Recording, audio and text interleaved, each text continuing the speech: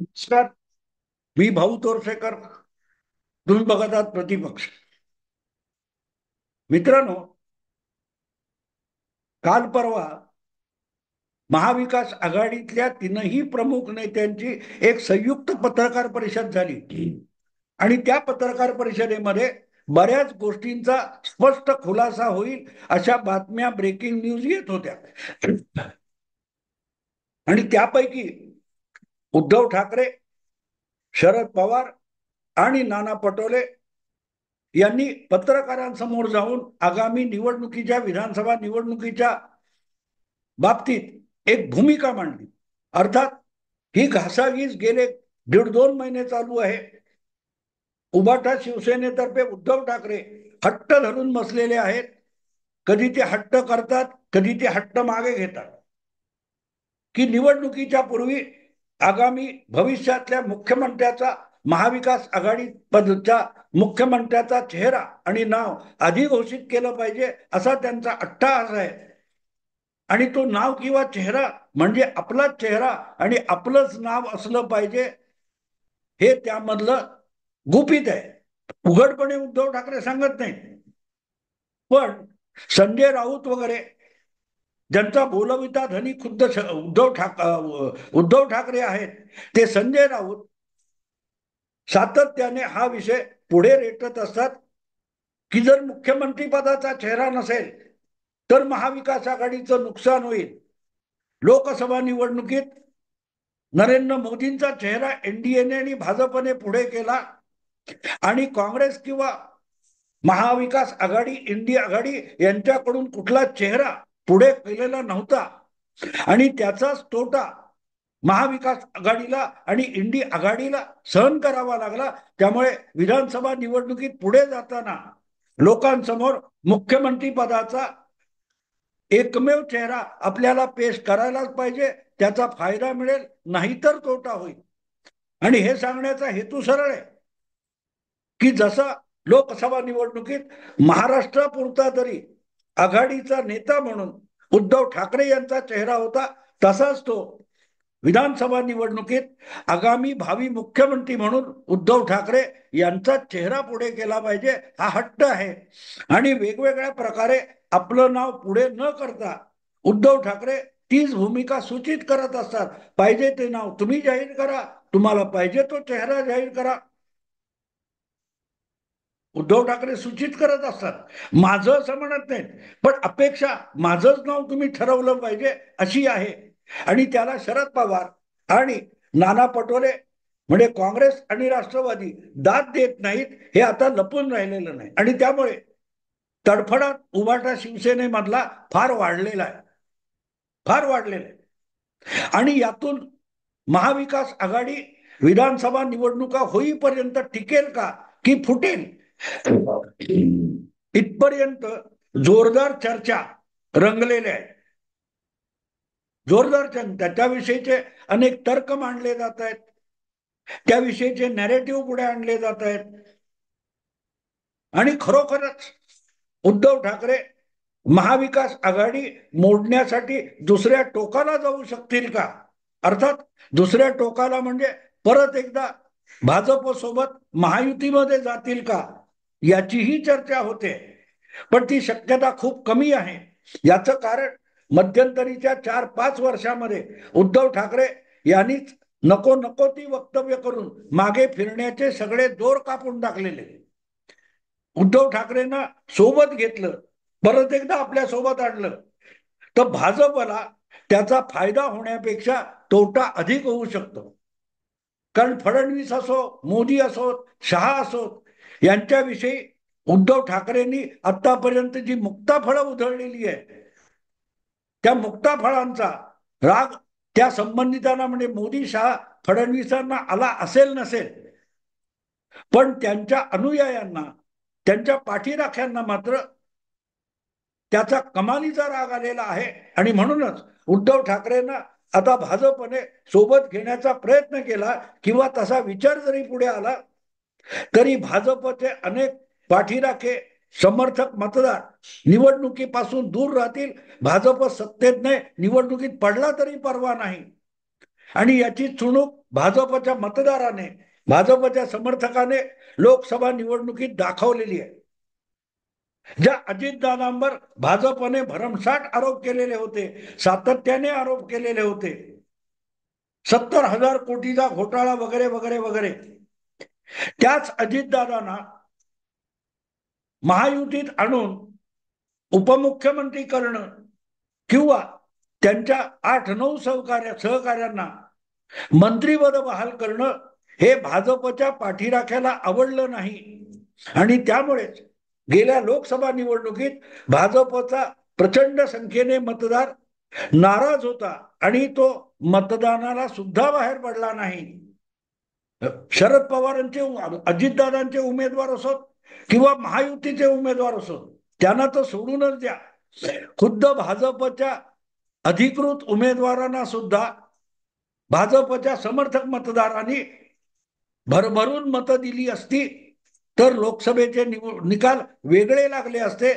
पण भाजपचा मतदार हा अजितदादांच्या आगमनामुळे इतका कमालीचा नाराज होता की त्याने भाजपच्या अधिकृत उमेदवारांना मत देण्यासाठी सुद्धा पाठ फिरवली. आणि हा इतिहास किंवा हा ताजा अनुभव लक्षात घेतला तर त्याच प्रकारे उद्धव ठाकरेंना परत महायुतीमध्ये विधानसभा निवडणुकीपूर्वी आणण्याचा विचार नुसता समोर आला तरी लोकसभेपेक्षा अधिक प्रमाणात भारतीय जनता पक्षाचं नुकसान होऊ शकतं. 28 जागा लढवून फक्त 9 जागा लोकसभेच्या भाजपला जिंकता आल्या, याला सर्वात मोठं कारण मुस्लिम दलित कन्सोलिडेशन, एकजूट वोट बँक असलं तरी त्यातही मोठा तोटा जो आहे तो भाजपच्या समर्थकांनी भाजप उमेदवारांकडे पाठ फिरवणं हे त्याचं कारण आहे. आणि त्या अनुभवानंतर म्हणजे आपल्याकडे म्हणतात ना, दुधाने तोंड भाजलं तर ताक सुद्धा माणूस फुंकून पितो, भाजपला तेच करणं आवश्यक आहे. उद्धव ठाकरे यांनी ज्या प्रकारची मुक्ताफळं उधळलीत ती भले फडणवीसांना दुखावणारी नसतील पण त्यांच्या अनुयायांना दुखावणारी आहेत. देव कधीही रागवत नाही, देवाचे भक्त रागवतात. कुठचा स्वामी महाराज असतो त्याच्याविषयीचे अपशब्द त्याच्या भक्तांना सहन होत नाहीत आणि तीच गोष्ट राजकीय नेते आणि त्यांच्या अनुयायांच्या बाबतीत असते. आणि म्हणून एक बाब विसरता कामा नये की उद्धव ठाकरे हे महाविकास आघाडीत नाराज असल्यामुळे आणि त्यांचं मुख्यमंत्रीपद जाहीर होत नसल्यामुळे नाराज होऊन दुसऱ्या टोकाला जातील ही जी भाषा चालते त्यामध्ये काडी मात्र तथ्य नाही. दुसऱ्या बाजूला उद्धव ठाकरे जायला तयार असतील, उद्धव ठाकरे जायला तयार असतील.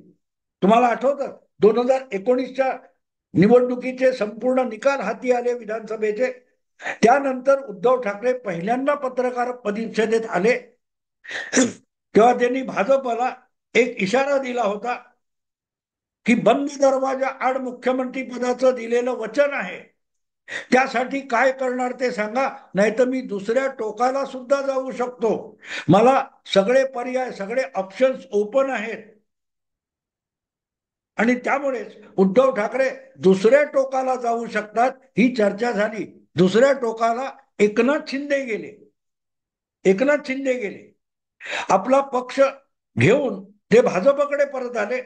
आणि म्हणूनच त्यानंतरही 2-2.5 वर्ष भाजपला शिव्याशाप देणारे, भाजपच्या हायकमांडची निंदानालस्ती करणारे उद्धव ठाकरे हे दुसऱ्या टोकाला जायला तयार असतील तरी दुसरं टोक म्हणजे भारतीय जनता पक्ष उद्धव ठाकरेंना महायुतीमध्ये समाविष्ट करून घ्यायला तयार आहे का, हा सुद्धा अधिक महत्वाचा प्रश्न आहे. पण उद्धव ठाकरेंची इतकी वाईट परिस्थिती आहे, मनस्थिती, की आता त्यांना कुठल्याही परिस्थितीत मुख्यमंत्री व्हायचंय. आपल्याकडून मुख्यमंत्री पद हिसकावून घेतलं गेलं, यामुळे त्यांच्या वाट्याला सहानुभूती आली किंवा येईल, हा जो गाजावाजा गेली 2-2.5 वर्ष चालू आहे त्यात किती तथ्य नाही हे लोकसभा निवडणुकीने दाखवून दिलं. पण खुद्द उद्धव ठाकरेंना मात्र स्वतःविषयी अजूनही सहानुभूती आहे. त्यामुळे आपल्याला परत एकदा मुख्यमंत्री होणं आवश्यक आहे असं त्यांना वाटतं, म्हणून ते जिकिरीचा प्रयत्न करतायत. आणि हरियाणाच्या विधानसभा निवडणुकीत काँग्रेसला दणदणीत फटका बसला नसता तर तो मुख्यमंत्री पदाचा विषय काढणं उद्धव ठाकरे यांच्यासाठी अवघड होत. कारण साधी सरळ गोष्ट आहे, लोकसभेमध्ये आपली संख्या जवळपास दुप्पट झाली. त्यानंतर राहुल गांधी, प्रियांका गांधी, काँग्रेस पक्ष हा इतका उद्धटपणे वागायला लागलाय की त्यांना आपल्या मित्र पक्षांची पर्वा उरलेली नाही. आणि म्हणूनच हरियाणामध्ये काँग्रेसचा विजय होता होता दणदणीत पराभव झाला. त्यामुळे त्यांचे मित्र पक्षच अधिक खुश आहेत भाजपपेक्षा. कारण उद्धट झालेल्या लोकसभा निकालानंतर उद्दाम आणि उद्धट झालेल्या काँग्रेसला मतदाराने धडा शिकवला. ही काँग्रेसच्या मित्र पक्षांना आपली जमेची बाजू वाटायला लागले आणि हे छोटे छोटे मित्र पक्ष काँग्रेसला दमदाटी करायला लागले. आणि त्यामुळेच महाराष्ट्रात येऊ घातलेल्या विधानसभा निवडणुकीच्या दृष्टीने मित्र पक्ष म्हणजे शरद पवार गट असेल किंवा उभाटा शिवसेना असेल, त्यांना काँग्रेसचं नाक दाबण्याची संधी मिळालेली आहे. आणि म्हणूनच परत एकदा हस्ते पर हस्ते मुख्यमंत्री पदाचं नाव आणि मुख्यमंत्री पदाच्या उमेदवाराचा चेहरा हा विषय उकरून काढण्यात आले. हरियाणाच्या निकालावर भाष्य करताना सामना या शिवसेनेच्या उभाठाच्या मुखपत्रामध्ये सरळ सरळ तो उल्लेख आला की काँग्रेस मित्र पक्षांना योग्य वागवत नसल्याचा हा परिणाम आहे. थोडक्यात कुठूनही आपल्याला मुख्यमंत्री पद मिळालं पाहिजे यासाठी उद्धव ठाकरे कमालीचे उतावळे झालेले आहेत. पण असा जेव्हा उतावळेपणा होतो आणि दुसरा पर्याय हवा असतो, तेव्हा दुसरा पर्याय असण्याची शक्यता टिकवावी लागते. इकडे नाही तर तिकडे जाईल हे करायचं असतं, तेव्हा दुसरी बाजू इतकी दुखावून चालत नाही की तिकडे जायला आपल्याला तोंड राहत नाही. कारण नसताना गेल्या 2-2.5 वर्षामध्ये आपला पक्ष अधिक भक्कम करण्यापेक्षा उद्धव ठाकरे अगदी काल परवा दसरा मेळाव्यात सुद्धा भाजपच्या केंद्रीय नेतृत्वाला किंवा राज्य नेतृत्वाला शिव्याशाप देत राहिले. आणि त्यामुळे काँग्रेस किंवा महाविकास आघाडी सोडायची तर जायचं कुठे हा सगळ्यात मोठा यक्ष प्रश्न उद्धव ठाकरे आणि उभाटा शिवसेनेसमोर उभा आहे. काँग्रेसला धमकावणं ठीक आहे, आम्ही निघून जाऊ, आम्ही वाटेल ते करू, आम्ही दुसऱ्या टोकाला जाऊ. अरे पण दुसरं टोक तुम्ही तुमच्यासाठी शिल्लक ठेवलेलं नाही, त्याचं काय? आणि मग उद्धव ठाकरे किंवा उभाटा शिवसेना जी आहे त्यांचं खरं दुखणं लक्षात घेता येतं की तुम्ही उभाटा किंवा उद्धव ठाकरे हे दुसऱ्या टोकाला जाऊच शकत नाहीत.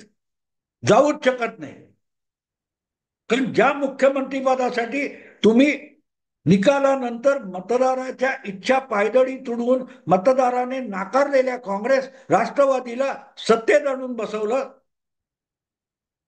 ते मुख्यमंत्रीपद तुम्हाला मिळावं म्हणून आणि ज्यांच्याशी तुम्ही दगाफटका केलात ते आता 5 वर्ष गेल्यानंतर तुम्हाला परत एकदा दगाफटका करण्याची संधी देतील ही अपेक्षाही बाळगू नये.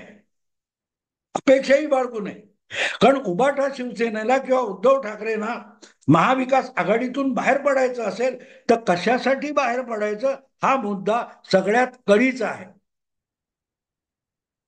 सत्तेत सहभागी व्हायचं का? शरद पवारांचं असं असतं, शरद पवारांचा कुठल्याही मोठ्या पदावर अधिकार नको असतो, पण सत्तेत सहभाग हवा असतो. सत्तेचे सगळे लाभ आपल्याला मिळाले पाहिजेत म्हणून शरद पवार आपल्या आप्त स्वकीय जवळचे निकटवर्ती आणि तत्वज्ञान विचार या कशाचाही बळी घ्यायला तयार असतात. उद्धव ठाकरेंनी ते करून दाखवलं. पण फरक इतकाच असतो की अधिकचं मागायचं पण मिळेल त्यात समाधानी पण राहायचं, पण आपल्या तोंडाला पानं पुसली जाऊ नयेत. काहीतरी मिळालं पाहिजे यावर शरद पवारांचा भर असतो. उद्धव ठाकरेंच्या नेमकी ती गोष्ट लक्षात येत नाही. त्यांचं सगळं वागणं असं आहे की खाल्लं तर तुपाशी नाहीतर उपाशी. त्यामुळेच आता महाविकास आघाडी सोडायची असेल तर ती नुसते एक 5, 25, 40, 50 आमदार निवडून आणायचे यासाठी उद्धव ठाकरेंना महाविकास आघाडी सोडायची नाही किंवा दुसऱ्या टोकाला जायचं नाहीये. उद्धव ठाकरेंचा हेतू साफ आणि स्वच्छ आहे. त्यांना स्वतःला मुख्यमंत्री पद पाहिजे. यासाठी महाविकास आघाडीकडून घोषणा आणि शब्द पाहिजे. आमदार उबाठाचे किती येवोत, 10 येवोत, 20 येवोत, 15 येवोत, 25 येवोत, सगळ्यात तिसऱ्या क्रमांकाचा पक्ष असो, तरी मुख्यमंत्री पद आम्हालाच मिळालं पाहिजे हा उद्धव ठाकरेंचा दावा आहे. आणि तिथेच तर सगळा वाद आहे. महाविकास आघाडीवाले म्हणतात की ज्याचे अधिक आमदार त्याचाच मुख्यमंत्री. आणि हाच तर नियम महायुतीत होता. शिवसेना भाजप युतीत काय होतं, जेव्हा जेव्हा शिवसेनेचे आमदार जास्त होते तेव्हा विरोधी नेता पद असो किंवा मुख्यमंत्री पद असो ते शिवसेनेच्याच वाट्याला आले. उद्धव ठाकरेंच्या आधी नारायण राणे आणि मनोहर जोशी मुख्यमंत्री झाले याचं कारण युतीमध्ये अधिकाधिक जागा या शिवसेनेकडे होत्या, अधिक आमदार शिवसेनेकडे होते. पण उद्धव ठाकरेंना आता तो नियम नको आहे. जो नियम आधीपासून शिवसेनेने निर्माण केला आणि चालवला तो आता गैरसोयीचा झालेला आहे. म्हणून आमदार कमी असतील तरी मुख्यमंत्री आमचाच पाहिजे, म्हणजे मलाच मिळालं पाहिजे हा उद्धव ठाकरेंचा दावा आहे. आणि त्याचं तर्कशास्त्र जे आहे, दिलेलं वचन पाळलं नाही वगैरे खोट्या गोष्टी आहेत. आणि त्याच्यासाठी उद्धव ठाकरेंच्या गोटातलाच एक भरभक्कम साक्षीदार समोर आलेला आहे. महाविकास आघाडीमध्ये उद्धव ठाकरे यांची जी सातत्याने धुसफूस चालू आहे ती सत्ता आपल्या पक्षाला मिळावी एवढ्यापुरती मर्यादित नाही. पक्ष गेला जहन्नम मध्ये. मुख्यमंत्रीपद पक्ष प्रमुख म्हणून मला मिळालं पाहिजे. उद्धव ठाकरेंना परत एकदा मुख्यमंत्रीपद मिळालं पाहिजे. आणि मुख्यमंत्रीपद मिळत नसेल तर उबाटा शिवसेनेला कुठलीही सत्तापदं मिळाली नाही तरी चालतील, आपल्या सहकाऱ्यांना काही मिळालं नाही तरी चालेल, पण मुख्यमंत्रीपद उद्धव ठाकरेंना मिळालं पाहिजे. मंत्रीपद काय, मंत्रीपद तर 2014 ते 19 पर्यंत देवेंद्र फडणवीसांच्या मंत्रिमंडळात 10-12 शिवसैनिकांना मंत्रिपद मिळालेली होती. वाद होता तो मुख्यमंत्रीपदाचा होता. आणि तीच गोष्ट आता उद्धव ठाकरे यांचे एक निकटवर्ती आणि विश्वासू मराठवाड्यातले शिवसेनेचे नेते आणि विधान परिषदेतले विरोधी नेते अंबादास दानवे आणि सरळ सरळ सांगून टाकलं, मंत्रीपद शिवसेनेला भाजपच्या सोबत असताना महायुतीत असताना सुद्धा मिळत होती. मग आम्हाला बीजेपीची साथ सोडून महाविकास आघाडीमध्ये येण्याची गरज काय होती. सरळ सरळ निवडून आलो होतो आम्ही, धाकटा बाबू होतो, आम्हाला मंत्रिपद मिळाली असती. पण आम्हाला म्हणजे आमच्या पक्षप्रमुखाला स्वतःला मुख्यमंत्री व्हायचं होतं आणि त्यामुळेच आम्हाला महायुतीवर लाथ मारून महाविकास आघाडीचा प्रयोग करावा लागला. आणि आज परत एकदा महायुती सोडायची असेल तर नुसती मंत्रीपद उपयोगाची नाही. महाविकास आघाडीत राहून मंत्रीपद मिळणार असतील आणि महायुतीत जाऊन फक्त मंत्रीपद मिळणार असतील तर त्यामध्ये उद्धव ठाकरे यांना काडी मात्र रस नाही. मुद्दा आहे तो मुख्यमंत्रीपदाचा आहे. उद्धव ठाकरे यांना मुख्यमंत्री व्हायचंय आणि त्यासाठी ते दुसऱ्या टोकाला जाऊ शकतात, भाजप बरोबर महायुतीमध्ये जाऊ शकतात. परत एकदा पक्षाचे प्रमुख नेते असलेले एकनाथ शिंदे यांच्या बरोबर सुद्धा उद्धव ठाकरे जाऊ शकतात. हा, एकनाथ शिंदे यांनी त्यासाठी उद्धव ठाकरेंनाच मुख्यमंत्रीपद द्या अशी मागणी केली तर उद्धव ठाकरे एकनाथ शिंदे यांचं सुद्धा नेतृत्व मान्य करतील, कारण त्यांच्यासाठी एकच निकष आणि एकच कसोटी आहे. जो कोणी उद्धव ठाकरे यांना मुख्यमंत्रीपद द्यायला तयार असेल त्या बाजूला उद्धव ठाकरे जायला तयार आहेत. आणि म्हणून उद्धव ठाकरे बिहारचा निकष सांगतात. बिहारमध्ये नितीश कुमार हे कुठल्याही आघाडीत राहिले तरी कमी आमदार असतानाही त्या आघाडीने त्यांना मुख्यमंत्रीपदी ठेवलेलं आहे. आणि तोच निकष किंवा तीच कसोटी, तेच मोजमाप उद्धव ठाकरेंना महायुतीमध्ये आणि महाविकास आघाडीमध्ये पाहिजे. महाविकास आघाडी ते द्यायला तयार नाही. आणि म्हणूनच महाविकास आघाडीला लाथ मारून उद्धव ठाकरे दुसऱ्या टोकाला जाऊ शकतात अशी चर्चा होते. पण दुसऱ्या टोकाला गेले तरी आमदार कमी असताना महायुती त्यांना मुख्यमंत्री करू शकेल का, हा प्रश्न सगळ्यात कळीचा आणि गहन प्रश्न आहे. आणि अंबादास दानवे तेच सांगतायत, आघाडी असो किंवा युती असो, कुठेही उबाठा शिवसेनेला किंवा शिवसेनेला मंत्रीपद मिळतच होती. प्रश्न होता तो आमच्या पक्षप्रमुखाच्या मुख्यमंत्री होण्याच्या हव्यासाचा. आणि मुख्य काय ते पक्षप्रमुखांचा हव्यास पूर्ण होण्यासाठीच आम्ही महायुतीला लाथ मारून, मतदाराला लाथ मारून आम्ही महाविकास आघाडी तयार केली आणि मुख्यमंत्री पद मिळवलं.